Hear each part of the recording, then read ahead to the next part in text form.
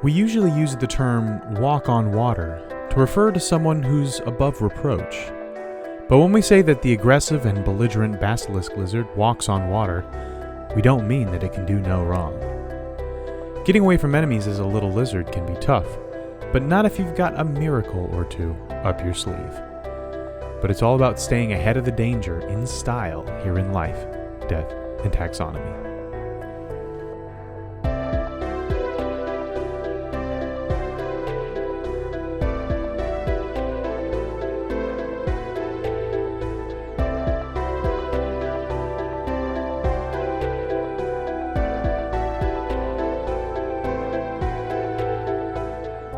Welcome back to Life, Death, and Taxonomy. It's your 30 minutes of interesting animal information. I'm Joe.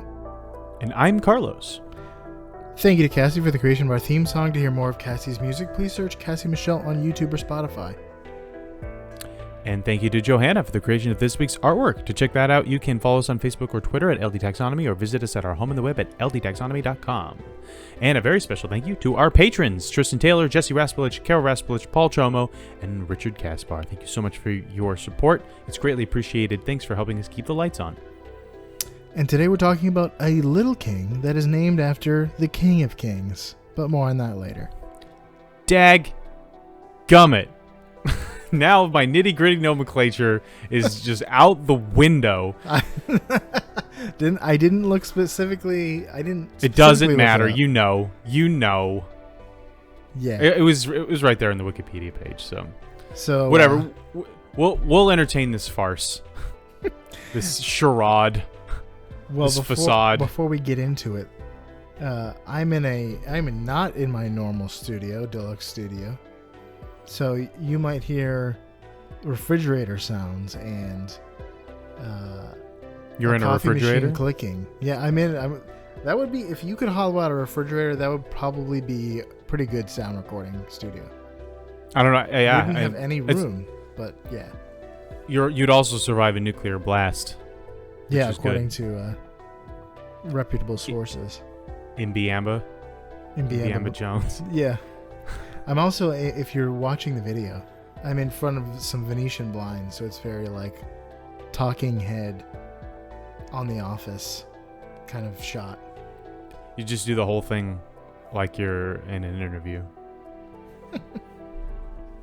I'm interviewing you about your time as a podcast host. Yeah. I wish I could say more about The Office as a reference to keep this joke going, but I can't because I've never seen it. So let's move on. Just look up like one meme on like Facebook or Instagram, and you will see the entire show in memes after that. I've seen lots of little clips. The algorithm force feeds it to you. So much of it is quotable that like it's just jam-packed into every YouTube video and all this stuff, and people quote it constantly. And it's like people doing and saying relatively normal things, so it just like kind of fits with normal life. But yeah, I guess. But we're not for me. Talking about The Office. Yeah, maybe when you are you search The Office, you'll find this episode because of how much we've talked about it. That'd be nice. That would be incredible. In fact, if ldtaxonomy.com showed up when you typed in The Office into Google because of this episode, that would be spectacular. And also, I would renounce any conceit that I know anything about SEO. Google's helpful content update is wild. We have no idea what's going on with that. Shaking things up, Rusty Brick. Anyway, yes, we're talking about the green basilisk lizard, also known as the plumed basilisk lizard, also known as the double-crested basilisk, also known as the Jesus lizard, for reasons that will become apparent later. We're also calling it here the saintly Slytherin and the gracious Galilean. I would also go with the blasphemous lizard. Blasphemous. Yeah, blasphemous. With a B. Wilson Blasphemous. Yeah. Best Daredevil bad guy. But we're gonna just go straight into the description? Not unless you have some taxonomy for us. This is life. This isn't life, death, and lizard descriptions. This is life, death, and taxonomy.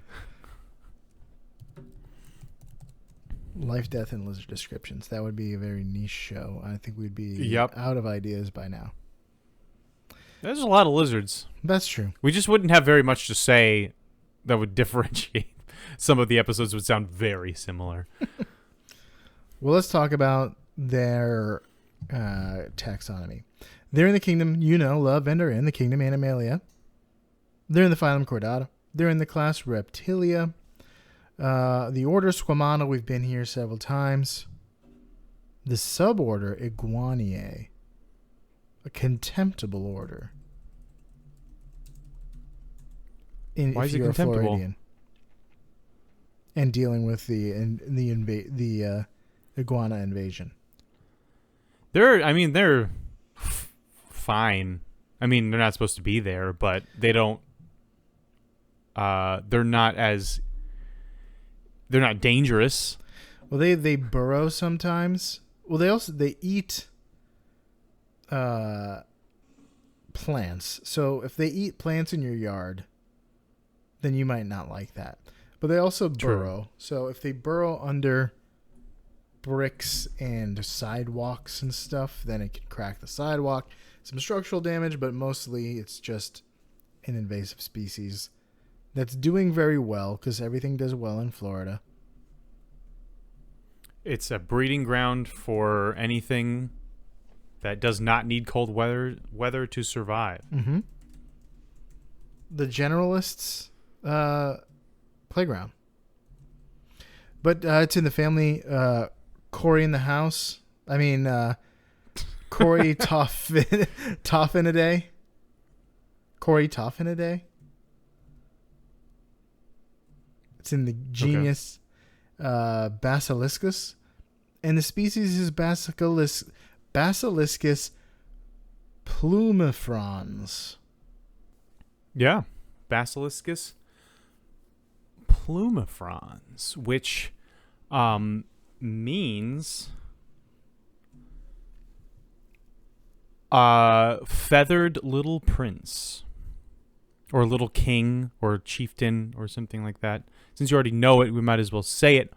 But since we're in the business of naming things, it's time for my favorite part of the show, critter groups, which I have rapidly put together in the last 15 seconds. You could have said, you could have made the choices, what is it, frilled little prince, speckled little prince, and I would have still had to run for my money.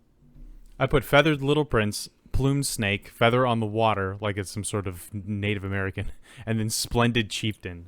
I think you would have gotten it immediately. But we have, so this is the plan now that I just put together. This is the part of the show where I ask you, Joe, a question. The question is the same every time. What is the name of a group of this animal? Or what is the term of venery? Or what is the collective noun? So we're talking about a lizard here, and we already know that a group of lizards is called a lounge, and that's it. It's the only term of venery for it. So, since you already know what the nitty-gritty nomenclature is, what is the term of venery for the mythical legendary creature, the basilisk? The turn you to stone if it looks at you animal. The king of beasts. Is it the king of beasts? Mm-hmm. I mean, I guess it just has to look at you and you turn to stone. There's really isn't too much you can do about it. I'm actually surprised. Spoiler alert for the Chamber of Secrets. I mean, it probably looked at the bird before it pecked its eyes out, so I'm surprised the bird didn't turn to stone. Should be called Harry Potter or it should be called Fox the Phoenix in the Chamber of Secrets because he does all the work. Harry Potter in the Chamber of Plot Holes. The Chamber of Deus Ex Machinas. Yes. But yeah, okay. So in mythology, A basilisk is a rooster serpent, chimera-ish creature that has the ability to turn anything that looks at to stone. I'm not. Some sources say that you have to look into its eyes, and it has to look at you, or it just has to look at you at all. I guess your mileage may vary because it's not a real thing. But based on the official Dungeons and Dragons manual, a group of basilisks has a term of venery. So, Joe, is a group of mythical basilisks A, a statuary of basilisks, B, a bloat of basilisks, C, a flagel of basilisks, or D, a drainage of basilisks? I'm going to go with a statuary. That seems on brand. Is that your final answer? Mm-hmm. Ding, ding, ding. I guess that's the result of me putting this together in 20 seconds. Well, because you immediately got it. This was made by Wizards of the Coast, who like are good at story writing and like making things thematic. So it's not written by whoever actually like usually comes up with terms of venery, which means it makes sense if it makes sense. A real term of venery makes no sense. So the fact that it's a statuary and that's thematically appropriate led me to, and it was created by Wizards of the Coast and not a real term of venerist. So if I had said Dungeons and Dragons, you would have second guessed. Well, I know it's fake. So I know like the crack team behind terms of venery wasn't involved. the 19th century crack team of European explorers wasn't on the case on this one. If they were, it would be like a flagellation or something like that. I did put flagel in there. That was me typing letters until I figured something out. I was just FL flart. No, that's not gonna work. Flagel. There we go. But yeah, so it's a statuary of basilisks. That's something you can wow your friends with at the next dinner party if they ever ask what a group of basilisks is called. It's even which more is not the case up, for this. It's even more made up and contrived than an actual term of venery, because it's about a fake thing. Yeah. I just think of the basilisks from Dark Souls, which are these like giant-eyed frog thingies that spit small-eyed stone. I mean, yeah, they have small eyes, but giant fake eyes. They just look like big frogs, and they spit gas. Like a gas at you that turns you to stone. And they're not as intimidating as the Harry Potter giant. Until you're in a small room with them thing. And you're just covered in this gas. Yeah, but like even so, they're not intimidating. It's just the fact that there's 20 of them and you're playing Dark Souls. Which I guess I mean Harry Potter is basically playing Dark Souls because every year is just really, really tough for him. And it gets tougher and tougher. Everything seems stacked against him, and he dies and comes back a lot, and it's everything's medieval. Harry Potter's just Dark Souls. I'm a game journalist. But yeah, we're not talking about the mythical creature. We're talking about a little lizard. Why don't you tell us what it looks like? Yeah, okay. It's not anything like the giant cockatrice looking thing or a big long serpent. It's a lizard. It's an iguana shaped thing. They're long green reptilians with specks of white, and sometimes they have black stripes on their tails. They are similar in shape to common iguania members. Males have pronounced crests on their heads and fin-shaped or fin-like spines on their back and tail. Fringes, if you will. And then females are sleek with no pronounced spinal fins, though they have a subtle crest on their heads. So that's what they look like. And then like juveniles are like just straight up lizards. They don't have any frills or crests. Chills or thrills. Mm-hmm.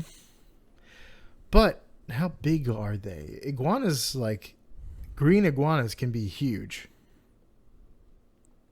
So what are we talking about here? What do these cousins of theirs stack up to be? So welcome to the Beloved Measure Up segment, the official listener's favorite part of the show, the part of the show when we present the animal size and dimensions in relatable terms through a quiz that's fun for the whole family. It's also part of the show that is introduced by you when you send an audio of yourself saying, singing, or chittering the words measure up into ldtaxonomy@gmail.com. We don't have a new measure up intro, so we'll look back in the archives for our greatest hits. We don't have a new measure up intro, but we did get an email from a real person that has listened to the show, not somebody looking for a guest post situation. We've gotten emails from real people before. Oh, and it's yeah. always Oh, yeah. nice. Just not like recently. Not as often as we get batch emails. So, this person named Amani says, "Thank you guys for making the only podcast I listen to. I started listening last year from the beginning, and I'm over halfway through. There's a lot of episodes. It's going to take a bit. Nice. It's not just the fun facts, but also the way you guys deliver it. You're both very likable and funny. Thank you."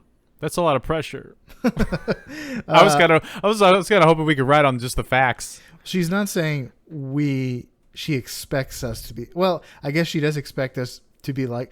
I hope we continue to be likable and funny in the second half of the catalog.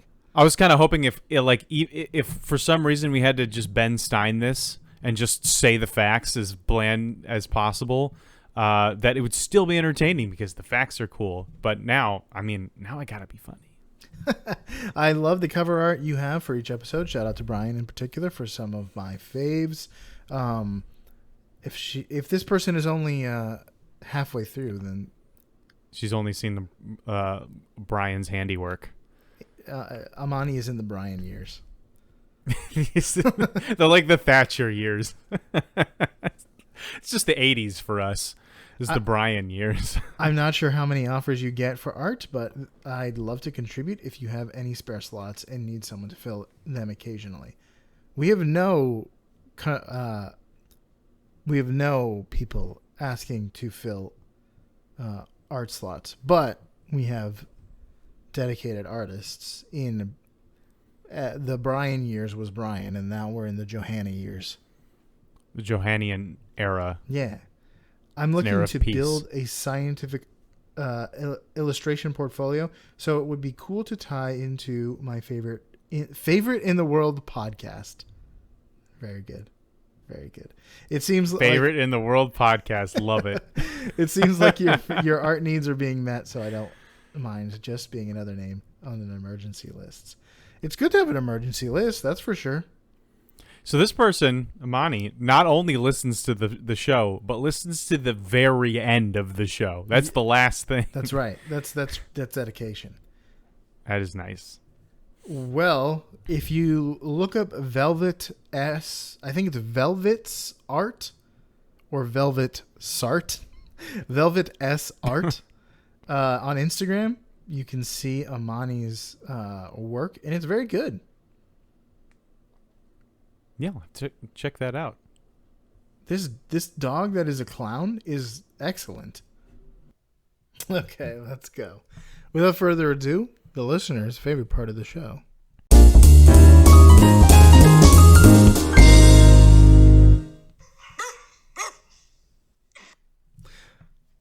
That's a bark. Singing, chittering, barking.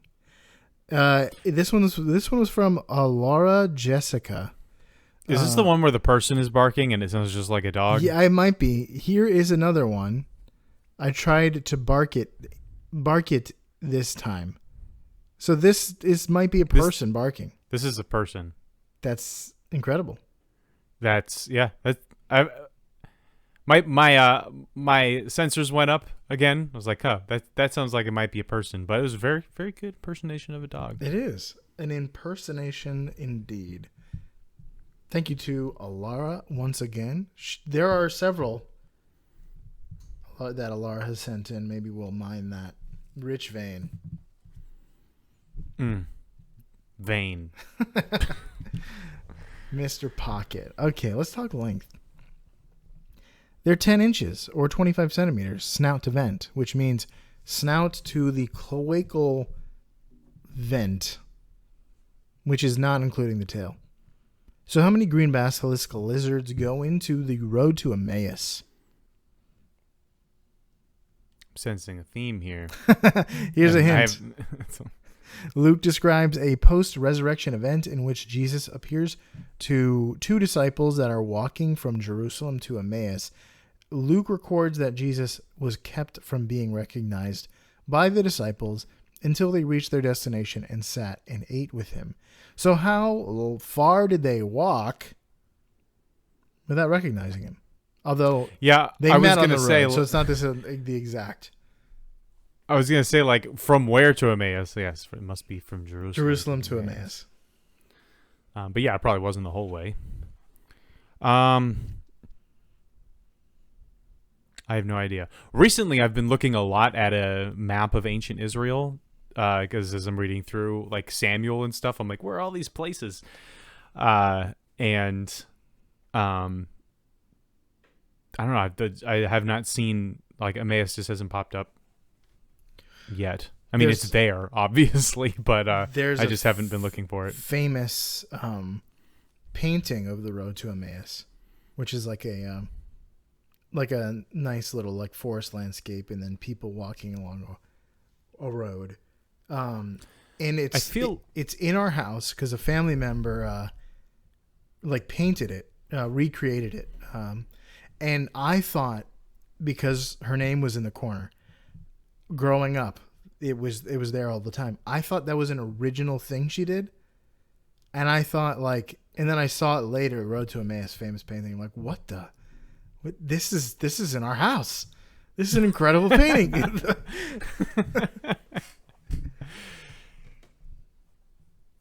That would be pretty crazy though. The recreation she did was quite good. She's talented.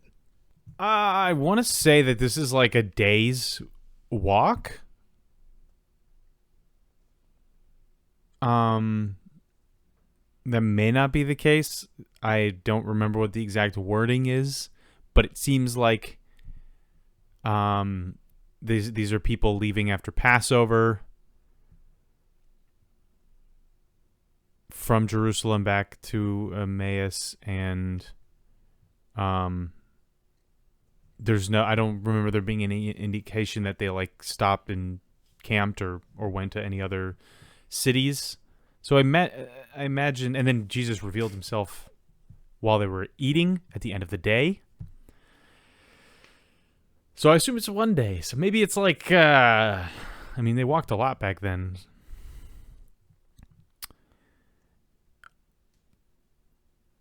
Maybe 30 miles. Oh, that would be a long way to walk, but that would be quite the march. I mean, it's not impossible. You shot womp rats back home? It's not impossible. I used to bullseye womp rats in my T-16 back home. All right. I don't know. 30 is good because it hedges for in case this was a multi-day adventure. And I'm missing something. So 30 miles. 190,000 lizards. Final answer. Yep. The correct answer is 48,000 lizards. Oh boy. Emmaus is like sisters. It's like Minneapolis and St. Paul. The distance between these two first century cities has been described as 60 stadia. And a stade is 625 Roman feet, or 185 meters, or 606 feet, or 125 paces. So there's a range of what the stadia is, and the upper range puts this about 12 kilometers, or 7.4 miles. Ah, Easy peasy. Yeah, it's do the that next, in the afternoon. next door. If you look at a map, they look quite close. Yeah, I don't know. I was looking when I last time I looked at a map of ancient Israel, I was looking for places like Gibeah and Shiloh and Mizpah and stuff like that. I was not looking for Emmaus, but now we know. I figured it was within a day's walk. I just thought they walked faster. I don't know. They probably did like keep a good brisk pace. You gotta. 7 miles in a day is decent. We've hiked something similar, right? But that was up and down. So in the Boy Scouts we hiked like 12 to 15 miles a day on some of our longer hikes. Yeah. Just trying to get from place to place. And it was really hard, but that's not our livelihood. So if like all we did was walk from place to place, and every year we had to walk like from our desert town to the Jerusalem for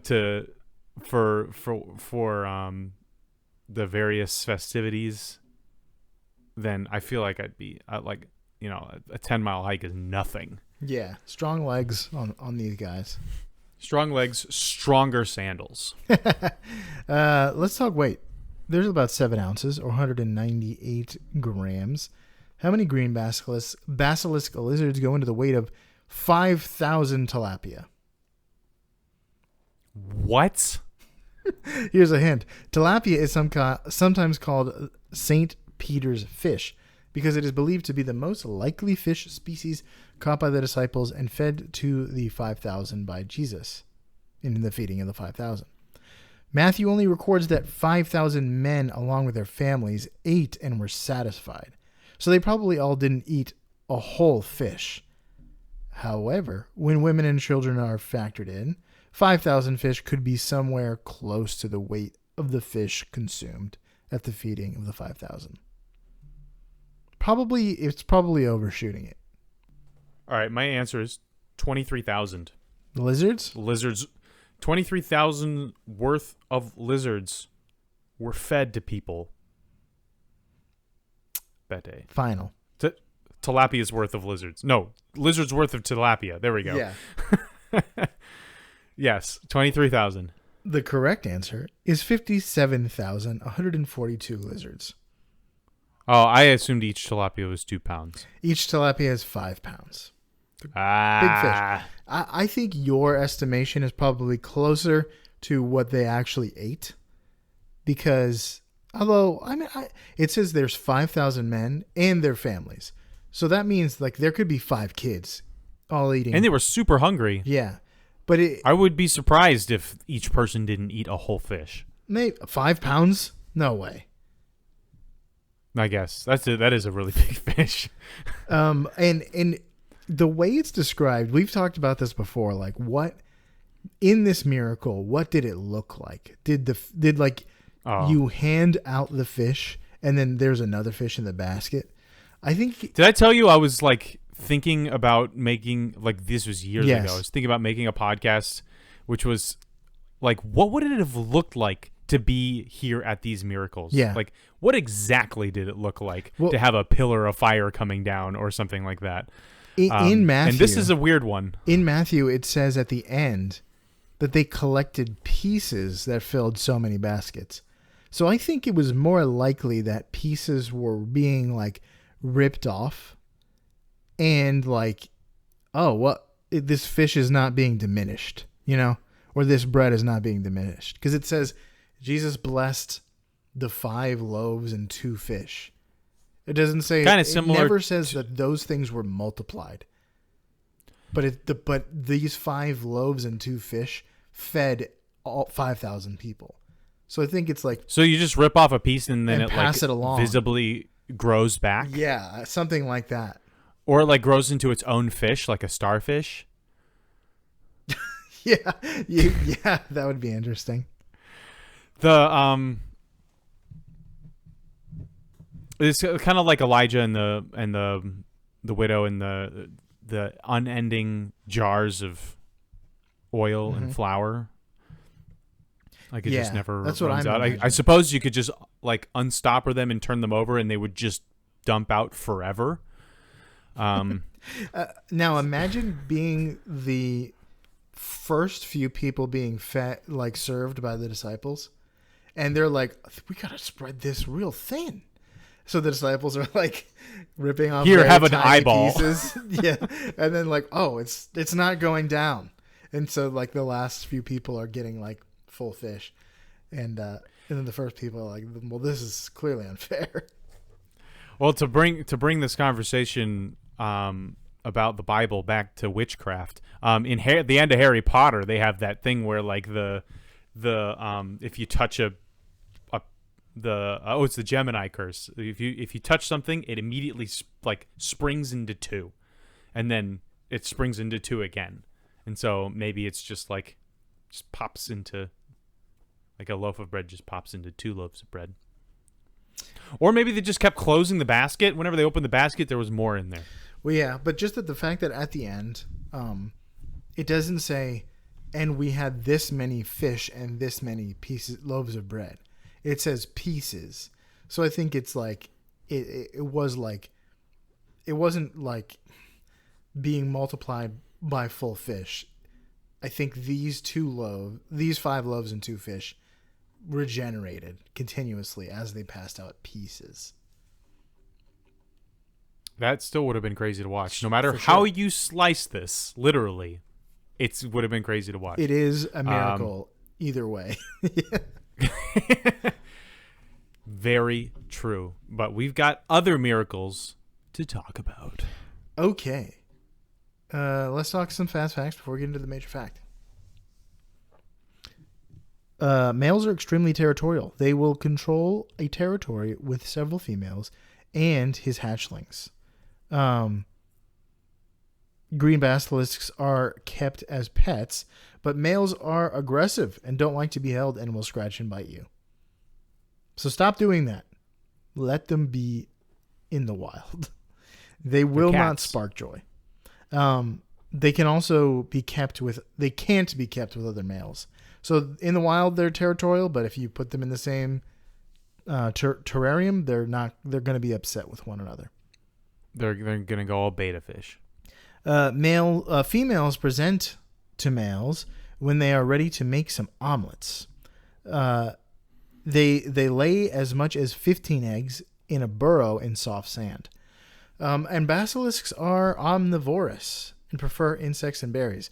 So iguanas are like almost completely vegetarian, although I'm sure they wouldn't turn up other things. Are cockroaches too? Yeah. But these guys are omnivorous. They eat insects and berries, but they can also eat flowers and seeds and small fish and reptiles and amphibians. And that's all I got. Do you have any quick big facts? Thick facts? Thick facts. Mm-hmm. Yeah. And but it involves being quick, so that's good. So, like many lizards. Oh, I didn't name this one. Call it Walking on Sunshine. Like many lizards, the basilisk's response to being on the menu of a hungry snake or bird is to run away as quickly as possible. And as my dog Morph can attest, they're quite the speedy little fellas. Because he always tries to catch lizards, and he's pretty fast, so he does catch them sometimes. But they're tricky. But when you are a smallish lizard in South and or Central America, where these guys live, the threats can come by land, by air, or even by sea, or river, or lake, or more likely river. So jumping into the water and swimming is not the greatest idea when there's a caiman or an anaconda on your tail. But that actually wouldn't be much of an issue if you weren't exactly in the water when you made your escape. What if I told you that the basilisk was so fast it could run on the water? That's right, it can literally run across the surface of a body of water. No tricks. It actually does that. I remember seeing a YouTube video showing this runner has this this really great technique for running on water, and it shows him like just sprinting like off the shore of a lake and just into the lake, running across it for like 10 steps before falling in. I was like, what? What is that? It turns out they just had like some glass or something underneath the water. He's just running on the glass. But I remember as a kid thinking, like, this was early YouTube. I'm thinking like he's unlocked like chi walking or something like that. Have you ever seen like videos of that? There's like this, I forget what it's called. It's like this thick, viscous liquid that if you stand in it, standing still, you sink. But if you continuously like dance a jig or like step up and down, then you will stay on the surface. No, that is real? That's real. That must real. It's very pretty freaky. Yeah. It's kind of like quicksand. I'll have to look that up. Like that kind of like, it's sort of like the opposite of quicksand. If you don't move, you sink. It sucks you down. Yeah. Interesting. I'll have to look that up. So the way that the basilisk lizard can do this, and this is, by the way, this is why it's called the Jesus lizard, and why we've been talking so much about Jesus, and the Sea of Galilee, and all this stuff. It's because it can, run across the water, even though there's no indication that Jesus ran. He walked, and so did Peter. But the way that the lizard does this is not by divine power. It's by hiking up on its hind legs, so it actually becomes bipedal in this when it's doing this.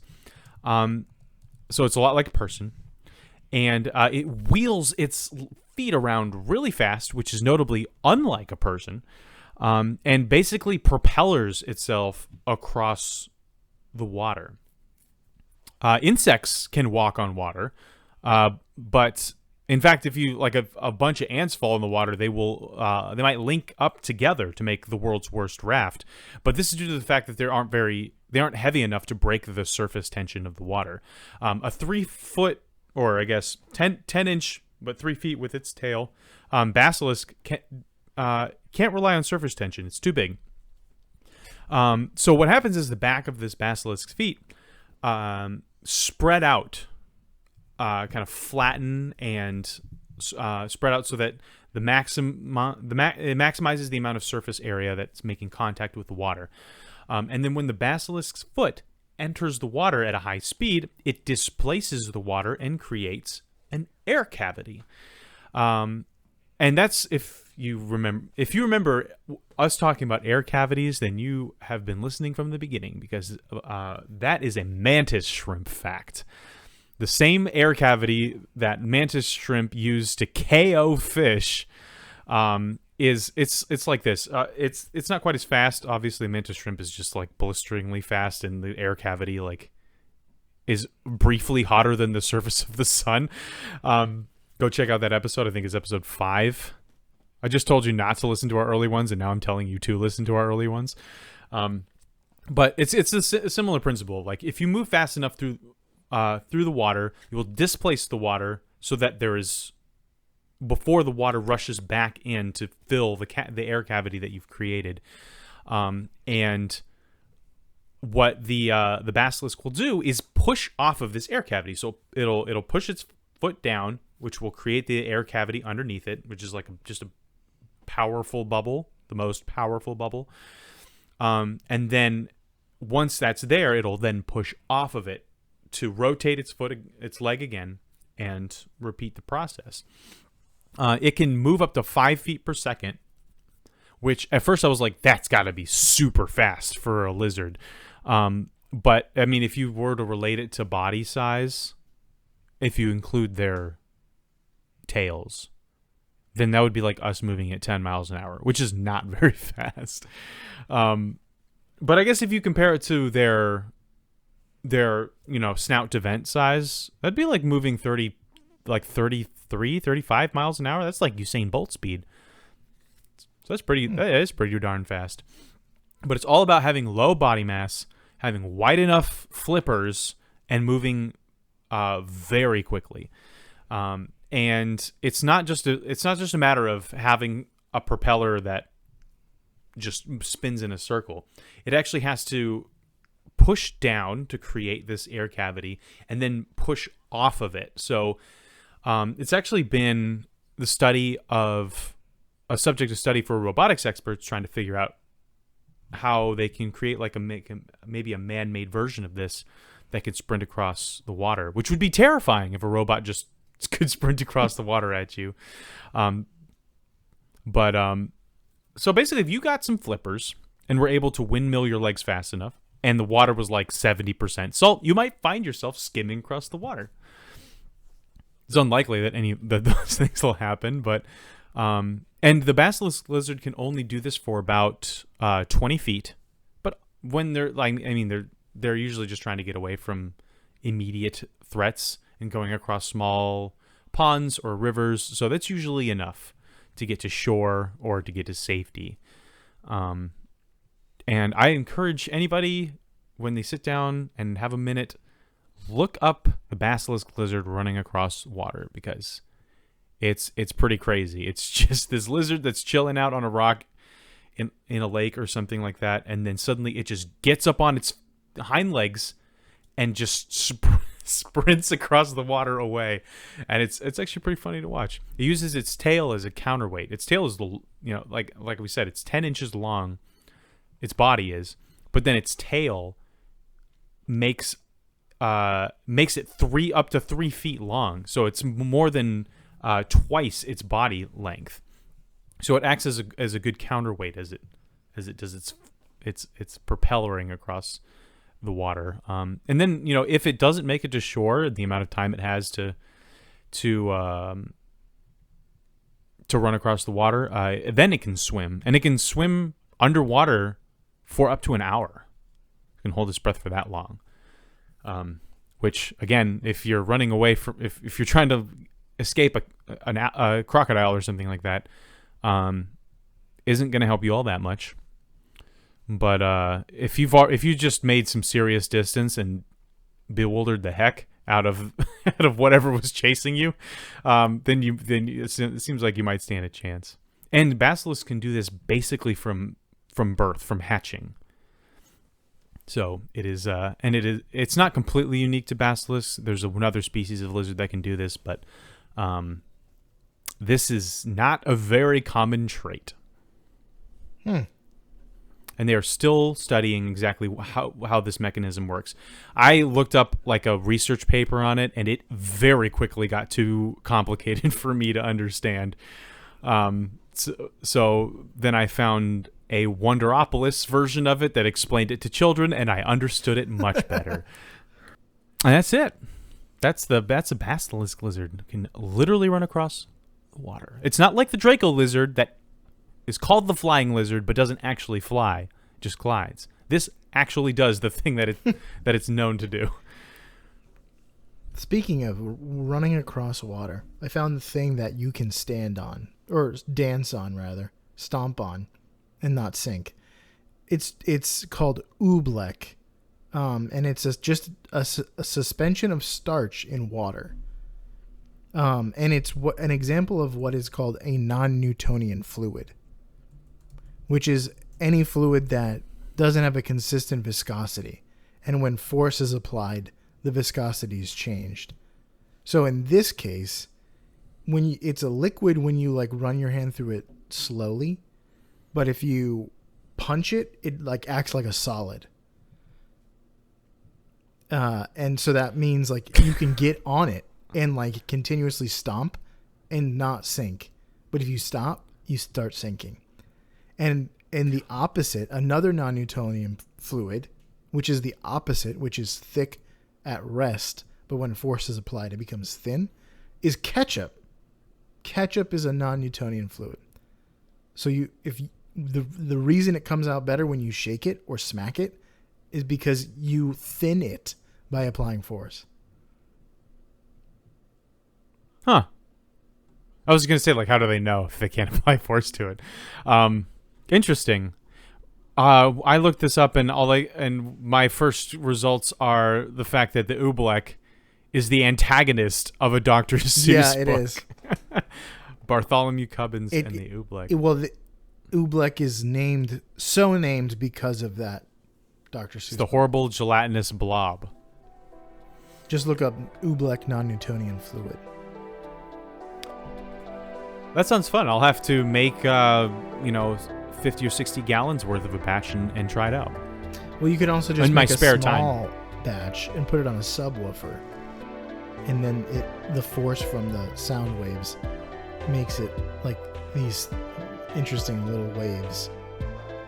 I'll have to go get my subwoofer. Go ruin a subwoofer for this.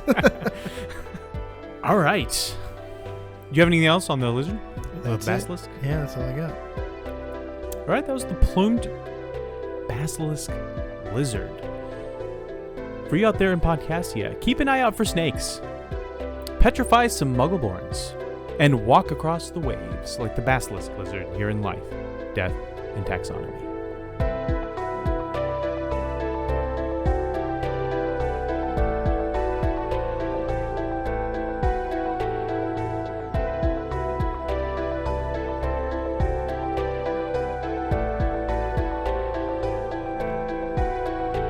Hey Taxonomy Titans, I just want to remind you that we now have a Patreon. Patrons can see full video episodes and get shoutouts on the show. But ultimately, it's a way for you to help us cover some costs and get even better. Still, reviews are the best way to help us grow. So if you haven't left one yet, we'd really love to hear from you. As always, thanks for listening and engaging.